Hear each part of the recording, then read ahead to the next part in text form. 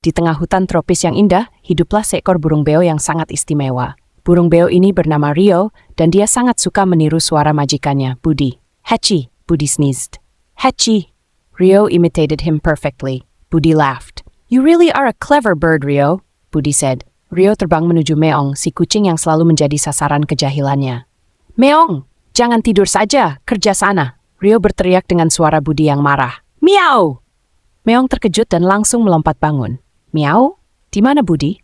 Meong bertanya dengan bingung. Meong mencari-cari Budi. Rio tertawa terbahak-bahak dengan lucu. Rio tertawa puas melihat kebingungan Meong. Selanjutnya Rio mengincar Betty, si ayam betina yang sedang mencari makan.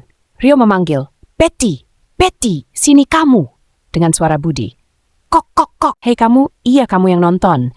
Jangan kabur dulu. Tekan tombol subscribe biar kita bisa deket terus kayak bestie. Oke udah ya, makasih.